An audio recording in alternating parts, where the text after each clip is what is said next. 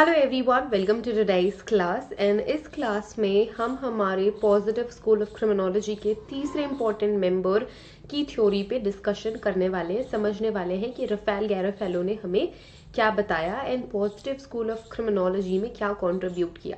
तो एक क्विकली हम रीकैप देख लेते हैं पॉजिटिव स्कूल ऑफ क्रिमिनोलॉजी का। ठीक है, so positive school of criminology हमारी फोर्थ स्कूल ऑफ क्रिमिनोलॉजी है।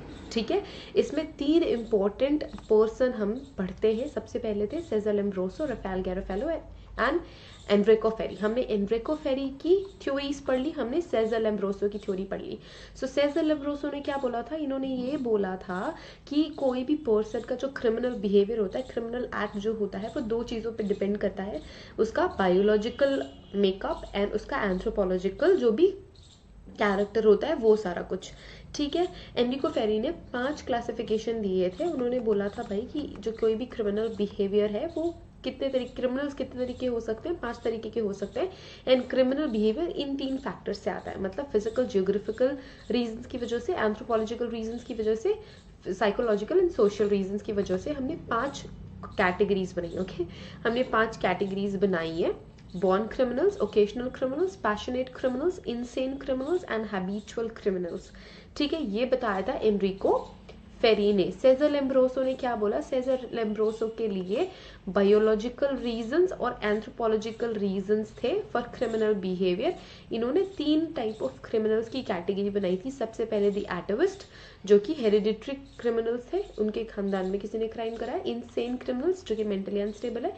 एंड क्रिमिनॉइड्स, जिनमें कोई भी डिफिशियंसी या डिफेक्ट है जिसकी वजह से वो क्राइम करता है। ठीक है, तो ये तो हमने ये दोनों ही कवर कर लिए हैं प्रीवियस लेक्चर में। आज के लेक्चर में हम रफेल गैरोफेलो पे फोकस करने वाले हैं। Raffaele Garofalo, so he was the one person of 3 main exponents of positive school of criminology। मैंने कल आपको ये भी बताया था कि जो positive school of criminology है उसे हम इटालियन स्कूल ऑफ क्रिमिनोलॉजी भी कहते हैं, क्योंकि ये सारे के सारे रफेल गैरोफेलो, एनरिको फेरी, सेजर लैम्ब्रोसो, ये सारे के सारे इटालियन थे। ठीक है, नाउ ये कब इनका जो जन्म है वो 1852 में हुआ। He was born in Naples in 1852 and then he started his career as a magistrate. तो ये मजिस्ट्रेट थे इटालियन कोर्ट्स में है। इसके बाद he was in the position of minister of justice, बहुत इंपॉर्टेंट, इन 1903। ओके, लाइक स्टार्टिंग में वो मजिस्ट्रेट थे एंड देन फिर इटालियन कोर्ट्स में वो मिनिस्टर भी थे, जस्टिस मिनिस्टर भी थे। ठीक है, he stressed that the need for a close study of the circumstances and living condition of criminals are really very important. जब वो मजिस्ट्रेट थे उन्होंने बहुत ही क्लोजली इन क्रिमिनल्स को समझा था।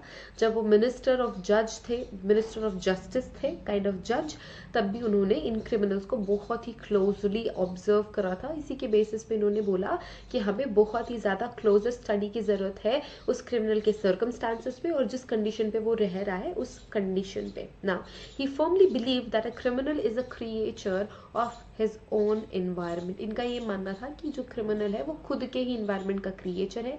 He was the only positivist who had varied experience as eminent jurist and a senator and a professor of criminal law। तो वो criminal law के professor भी थे, बहुत ज़्यादा experience इनको था। He therefore approached that the problem of crime and criminals is an altogether different manner than those of his he approached different manner to understand crimes and criminology, crimes and criminality, crimes and criminal in a different perspective as compared to their contemporaries।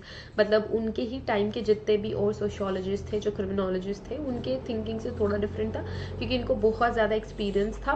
ये already criminal professor थे, ये already जज रह चुके थे, ये already magistrate रह चुके थे। इस वजह से इनका बहुत ज़्यादा फोकस इन्हीं क्रिमिनल्स एंड क्राइम्स पे था और इनका कहना ये था कि हमें क्राइम्स और क्रिमिनल्स को एक साथ समझने की ज़रूरत है, सर्कमस्टांसेस को समझने की ज़रूरत है।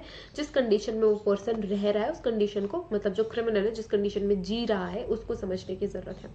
ना इन्होंने क्लासिकल थ्योरी को रिजेक्ट करा। He rejected classical theory of free will as a cause of crime. इन्होंने क्या बोला? Garofalo defined crime is an act which Crime is an act which offends the sentiments of pity and probity possessed by an average person and which are injurious to the society। देखो इनका मानना क्या था, गैरोफेलो का कहना था कि pity and property ये दो ऐसी फीलिंग्स होती है जो कि हर एक इंडिविजुअल में होती है।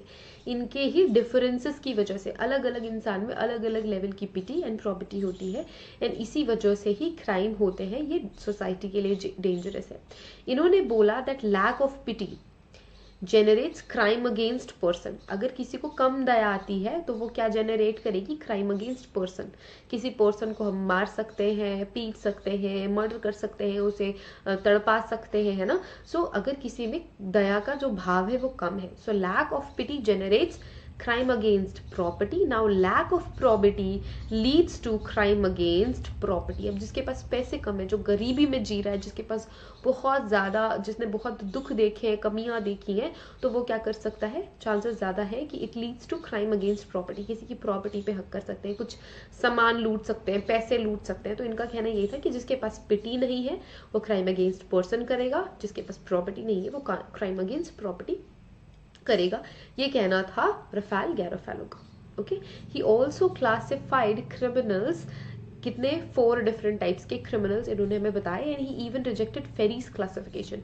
फेरी ने क्या क्लासिफिकेशन दिया था, एनरिको फेरी ने क्या क्लासिफिकेशन दिया था। इन्होंने बोला था कि 5 क्लासिफिकेशन है, born criminals, occasional criminals, passionate criminals, insane criminals and habitual criminals. तो इसको इन्होंने क्या कर दिया, रिजेक्ट कर दिया। उन्होंने बोला कि मैं देता हूँ क्लासिफिकेशन अच्छी वाली। इन्होंने पहली कैटेगरी बनाई मर्डरर्स की, ठीक है, जो कि मर्डर करते हैं, जिन्हें उन्होंने बोला एंडेमिक क्रिमिनल्स। ये वो सारे क्रिमिनल्स थे जो मर्डर कर रहे थे, that is endemic criminals according to Raffaele गैरोफेलो।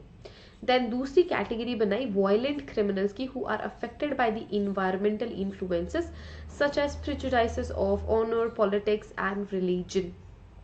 दूसरी कैटेगरी थी वायलेंट क्रिमिनल्स की, जो कि इन्वायरमेंटल इन्फ्लुएंस से बहुत ज़्यादा इन्फ्लुएंस होते हैं, इफेक्ट होते हैं, जो कि हो सकता है कि ऑनर के लिए, पॉलिटिक्स के लिए, रिलीजन के लिए क्राइम करें। तीसरी कैटेगरी थी criminals lacking in sentiment of property, ठीक है, वो लोग जिनके पास प्रॉपर्टी का सेंटिमेंट नहीं है। Then we have last type of category, जो कि लस्टफुल क्रिमिनल्स इन्होंने बोला, who use to commit crime against womens और क्राइम अगेंस्ट, आप बोल सकते हो सेक्स, और या फिर क्राइम अगेंस्ट सेक्स आप बोल सकते हो।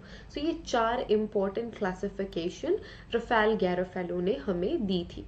ओके, देन ओके, सो ये इंपॉर्टेंट चीजें थी। थर्ड पर्सन जो कि पॉजिटिव स्कूल ऑफ क्रिमिनोलॉजी के मेंबर थे, रफेल गैरोफेलो, इन्होंने 4 क्रिमिनल्स का क्लासिफिकेशन हमें दिया और बताया कि सर्कमस्टांसेस और living condition plays really very important role in anyone's life, और इसी वजह से उसका क्रिमिनल बिहेवियर हो सकता है या नहीं हो सकता है।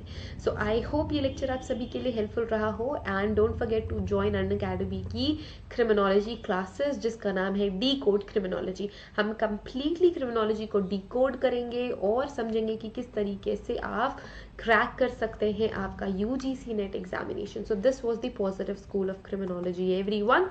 सो हमने कौन कौन सा स्कूल पढ़ लिया है, हमने प्री क्लासिकल स्कूल पढ़ लिया है, द क्लासिकल स्कूल पढ़ लिया है, न्यू क्लासिकल स्कूल पढ़ लिया है, now we are done with positive school of criminology. I hope ये सारे के सारे लेक्चर्स आप सभी के लिए बहुत ज़्यादा हेल्पफुल होंगे, और अगर ये हेल्पफुल है तो don't forget to click the like button. I really hope आप लाइक बटन क्लिक करेंगे। जब आप लाइक बटन क्लिक करते हैं मुझे समझ में आता है that you like this lecture is helpful in any way. So don't forget to like it, don't forget to share it with your friends and